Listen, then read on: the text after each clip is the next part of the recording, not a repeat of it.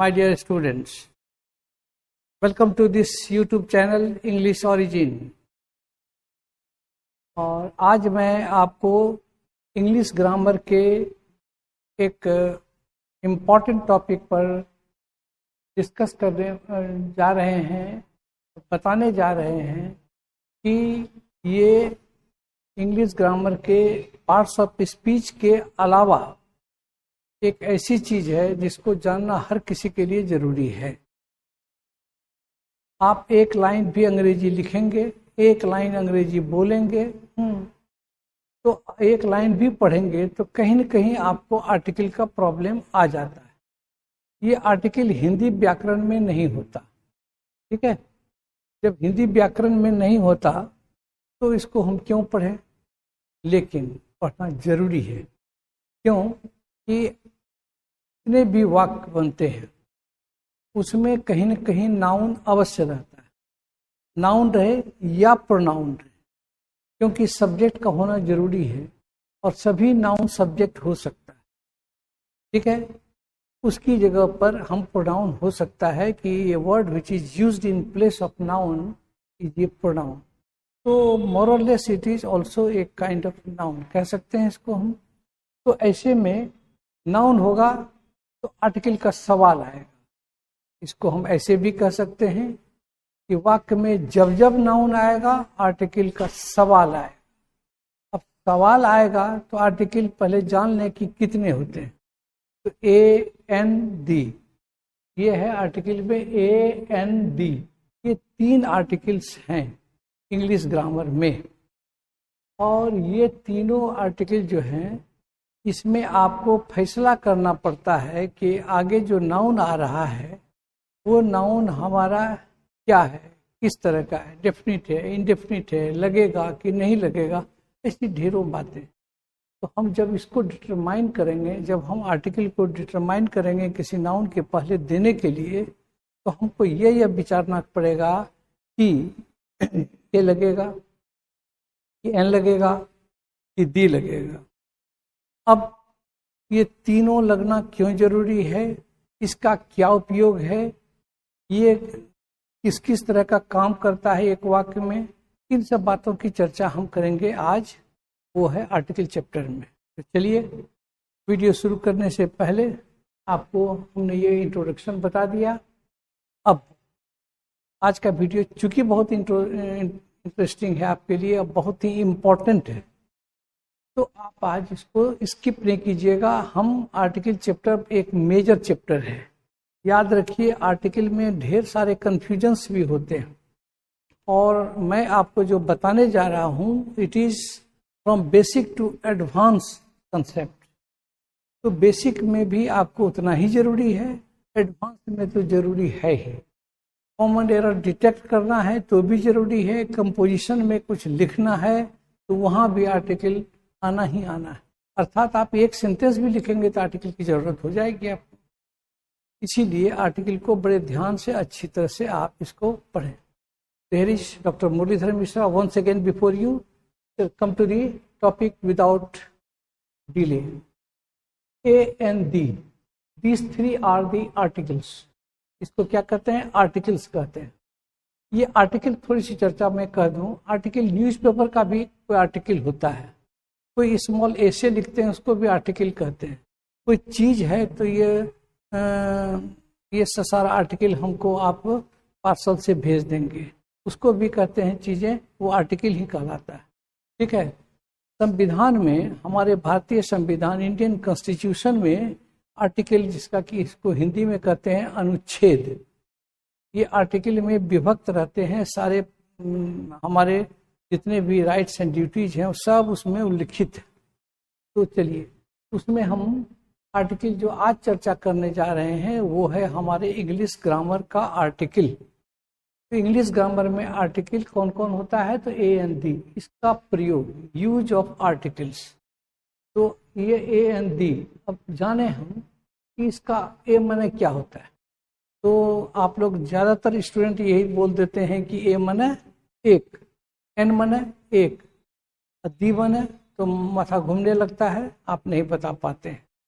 कहने का मतलब कि आर्टिकल अगर है जब कोई भी ये आर्टिकल कहीं वाक्य में प्रयुक्त हो रहा है तो उसका कोई अर्थ नहीं होता है, याद रखिएगा, इसका शाब्दिक अर्थ नहीं होता है, दिमाग में सेट कर लीजिए। इसलिए हम कहते हैं इसका कोई शाब्दिक अर्थ नहीं होता है। उदाहरण में आपको कहें कि यह कलम है, क्या बोलते हैं हम? यह कलम है। जैसे यहाँ देखिए, यह कलम है, उदाहरण में दे रहे हैं हम। यहाँ क्या बनाते हैं? This is a pen. ये ए तो हम यहाँ लाए, लेकिन हिंदी वाक्य में तो एक नहीं है, तो हम कैसे कह सकते हैं कि ए माने एक होता है? बात समझ गए? दूसरी बात, वह किताब है, दैट इज ए बुक। यहाँ भी ए आ गया, लेकिन यहाँ एक नहीं है, यानी कि एक के लिए ए नहीं दे रहे हैं। ए देने की कोई इसका फंक्शनल यूज है, बात समझ गए? इसका ग्रामेटिकल यूज है, इसका मीनिंग नहीं होता। गाय एक जानवर है, a cow is an animal. देख रहे हैं आप, ए दे रहे हैं, आर्टिकल दे रहे हैं, आर्टिकल दे रहे हैं, लेकिन इसका कोई अर्थ तो नहीं दे रहे हैं। तो कहने का मतलब इसका कोई शाब्दिक अर्थ नहीं होता। आप समझ गए? अगर इसका शाब्दिक अर्थ नहीं होता है, क्यों पढ़ें भाई? इसका अर्थ नहीं होता है, ये मीनिंगलेस है, तो इसको नहीं पढ़ना। नहीं, ऐसी बात नहीं है, आपको ये पढ़ना ही पड़ेगा। आप अंग्रेजी अगर पढ़ना चाहते हैं, अंग्रेजी जानना चाहते हैं, इंग्लिश लवर्स हैं, इंग्लिश स्टूडेंट हैं, इंग्लिश स्कॉलर हैं, इंग्लिश एस्पायरेंट हैं, तो आपको ये जानना ही जानना है। तो क्यों जानना है? इसका जब अर्थ नहीं होता है तो उसका डेफिनेशन पर जाइए। It is use to detect whether the noun is definite और इनडेफिनिट। इसको हमने डिफाइन करने की कोशिश की है कि इसका प्रयोग होता है टू डिटेक्ट, मैंने पहचान करने के लिए, weather the noun is definite और इनडेफिनिट। नाउन या तो डेफिनिट है या इनडेफिनिट है, इसी बात की पहचान कराने के लिए आर्टिकल्स का प्रयोग होता है। हिंदी में ऐसी बात नहीं होती। चलिए, तो यहाँ फिर हिंदी में कह देते हैं, यानी आर्टिकल का प्रयोग नाउन के डेफिनिट या इनडेफिनिट होने की पहचान कराता है, उसी का हिंदी है ये। चलिए, इसीलिए हम लोग इसीलिए आर्टिकल सिर्फ नाउन के लिए आता है। रिमेम्बर, हाँ, आपको मैंने बताया था कि जब जब नाउन होगा तभी आर्टिकल का सवाल है। नाउन है तो आर्टिकल है कहीं न कहीं। तो ये किस किस फॉर्म में रह सकता है? ए के फॉर्म में रह सकता है, एन के फॉर्म में रह सकता है, दी रह सकता है, और नो आर्टिकल भी रह सकता है। यानी कि चार चीजें आपको डिटरमाइन करना है, चार चीजों को देखना है, तब आप ए एन डी या जो सुटेबल होगा वो देंगे।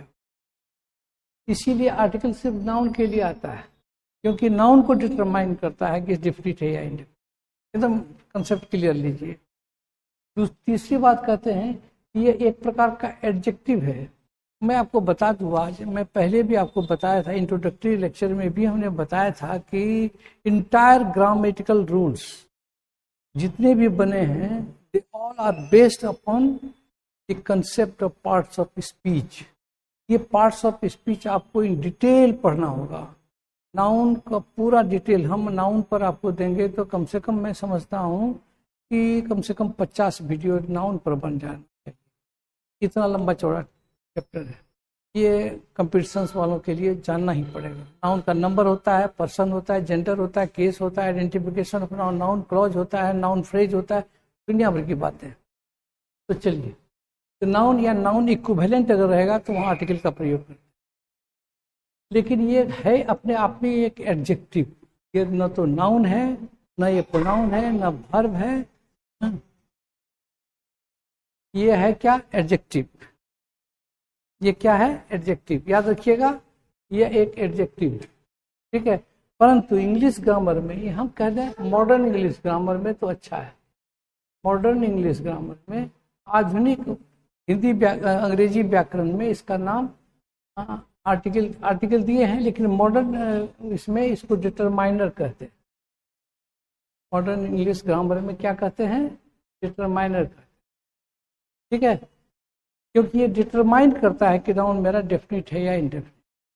इसमें बहुत सा चीज आता है, पॉजिटिव केस आता है, वो सब चीज आप पढ़ेंगे बाद में। तो ये नाउन के स्टेटस को डिटरमाइन करता है, इसीलिए इसको हम लोग क्या कहते हैं, डिटरमाइनर। ये समझ गए। अब जानते हैं कि ये बताता है कि डेफिनिट है या इनडेफिनिट है। जैसे बोले, अर्थात आर्टिकल दो तरह का, एक डेफिनिट होता है, एक इनडेफिनिट होता है। इनडेफिनिट आर्टिकल एन है और डेफिनिट आर्टिकल हमारा दी। ठीक है। अब यहाँ आपको मैं बता दूं, थोड़ी सी चर्चा मैं कर दूं। ए का उच्चारण छोटा ओ होता है।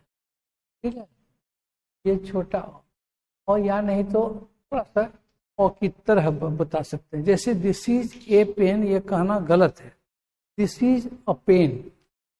तो जब भी आप आर्टिकल का उच्चारण करें तो नाउन के साथ करें। कहने का मतलब you have to pronounce article along with noun. ये जब आप रिदम पढ़ेंगे अंग्रेजी में, तो उसका लय जब आप पढ़ेंगे तो उसमें देखेंगे आप कि जब भी आर्टिकल पढ़ेंगे विथ नाउन पढ़ेंगे, तब वो कंसेप्ट क्लियर होता है। जैसे this is a book, that is a book, this is a pen, a pen. अ का उच्चारण कीजिए, वो भी छोटा अ का, यानी कि आधा अ का। दूसरा है एन, ए एन एन, ये आर्टिकल। तीसरा है दी, इसको हम द भी बोलते हैं और दी भी बोलते हैं। देखिए दी और द जो है अपने आप में, द जो है वो वीक अटरेंस है, वीक उच्चारण करते हैं। ये वीक उच्चारण है। और दी जो है स्ट्रॉन्ग अटरेंस है। जब इसके बाद नाउन अगर हमारा स्ट्रॉन्ग रहता है तो हम द बोलते हैं, अगर नाउन वीक रहता है तब हमको दी बोलना पड़ता है, ताकि ये अच्छी तरह से प्रोनाउंस हो जाए। इसीलिए द और दी दोनों इस्तेमाल होता है। तो थोड़ा प्रैक्टिस करेंगे तो आप हो जाएगा। जैसे दिस इज द बुल, तो द बोले, बुल जोर से बोले।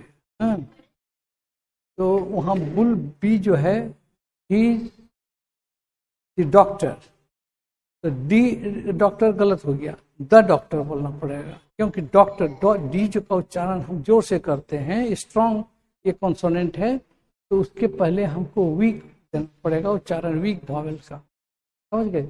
इसीलिए ऐसा होता है। तो दी और दो, ये दो आपका हो गया डेफिनिट आर्टिकल, ये डेफिनिट है, और ए हमारा इनडेफिनिट है। ये तो आप समझ गए। तो हम शुरू करते हैं आज और अभी। क्या शुरू करते हैं? तो हम बताने जा रहे हैं आपको यूज ऑफ ए एन, यानी कि ए एन का प्रयोग। ए एन का प्रयोग, ए और एन का प्रयोग कहाँ कहाँ होता है। और ए एन हम जान चुके हैं कि ये हमारा इंडेफिनिट आर्टिकल है। इंडेफिनिट आर्टिकल उसे कहते हैं जिससे किसी खास व्यक्ति या वस्तु का बोध नहीं होता हो, खास का बोध नहीं होता। सीधा आप समझिए, खास का बोध नहीं होता हो तो हम इंडेफिनिट सेंस लेते हैं, तो इंडेफिनिट आर्टिकल लगाते हैं। जैसे ये कोई कलम है, दिस इज अ पेन। ठीक है, वह किताब है, कोई किताब है, तो दैट इज अ बुक। गाय एक जानवर है, अ काउ, ऐसे पढ़ें, a cow is an animal. दोनों को साथ बोलिएगा तो ज़्यादा सही है। ठीक है, तो आप ये समझ गए कि यूज ऑफ ए एन कहाँ कहाँ थी, कहाँ कहाँ नहीं। ये इंडेफिनिट आर्टिकल किसको कहते हैं तो ये बता दिए। और यहाँ जो ए लगाए और एन लगाए हम, ये हमारा हो गया इंडेफिनिट आर्टिकल। अब इसका प्रयोग कहाँ कहाँ होता है ये देखिए। इसके लिए हम रूल 1 देते हैं। रूल 1 क्या दे रहे हैं आपको हम? तो रूल 1 में हम आपको बताने जा रहे हैं कि सिंगुलर काउंटेबल नाउन जब इंडेफिनिट सेंस में रहे तो ए एन का प्रयोग करते हैं। क्या करते हैं? सिंगुलर काउंटेबल नाउन जब इंडेफिनिट सेंस में, ये सभी वर्ड को आप ध्यान में रखिए, सिंगुलर काउंटेबल नाउन और इंडेफिनिट, ये 4 चीजें हमने अंडरलाइन की। इंडेफिनिट सेंस में रहे तभी ए एन लगता है, नहीं तो नहीं लगता। इसको शॉर्ट में हमने बताया है आपको NCS इंड, यानी कि नाउन होगा, काउंटेबल होगा, सिंगुलर होगा और इंडेफिनिट सेंस होगा, तभी ए एन का प्रयोग करेंगे। This is not easy to use a an indefinite article before a noun because of the fact there must be four things present at a time in a noun. Noun में वो सारा चीज होना चाहिए कि वो नाउन तो हो ही, अगर वो एडजेक्टिव है तो नहीं लगेगा, काउंटेबल है तो लगेगा, अनकाउंटेबल रहेगा तो नहीं लगेगा, प्लूरल रहेगा तब एन नहीं लगेगा, सिंगुलर रहेगा तभी लगेगा, अगर डेफिनिट रहेगा तो नहीं लगेगा, इनडेफिनिट रहेगा तो लगेगा। यानी कि चारों चीज हमारा इंपॉर्टेंट है, नाउन, काउंटेबल, सिंगुलर और इनडेफिनिट, तभी एन का प्रयोग कीजिए। Is that clear? तो अगर आप ये समझ गए तो यहाँ आपको दिमाग में तुरंत एक झगड़ा दिमाग में आ गया, ए एन लगता है, भाई ए कहाँ लगता है, एन कहाँ लगता है, जरा इसको समझो। उसके लिए आपको रूल 2 में आना। यहाँ हमने एक चीज लिख दिया है कि इसमें एक भी कम हो तो एन नहीं लगता है। मान लीजिए नाउन नहीं लगेगा, अनकाउंटेबल रहेगा तो नहीं लगेगा, डेफिनेट रहेगा तो नहीं लगेगा, प्लूरल रहेगा तो नहीं लगेगा। इसलिए ये नोट उल्लेखनीय बात है, इसको आप दिमाग में रख लीजिए, इससे भी आपका बहुत मुश्किल आसान हो जाएगा। चलिए अब जैसे यहाँ देखिए ही इज रिच, यहाँ देखिए ही आपका प्रोनाउन है, ये तो आपका वर्ब है, और ये रिच क्या है, एडजेक्टिव है। यहाँ तो नाउन आया ही नहीं, इसलिए आर्टिकल आया ही नहीं। नाउन नहीं आया तो आर्टिकल नहीं आया। वाटर इज हॉट, नाउन तो आया, water is noun, is verb, hot is adjective, noun आया लेकिन यह अनकाउंटेबल नाउन।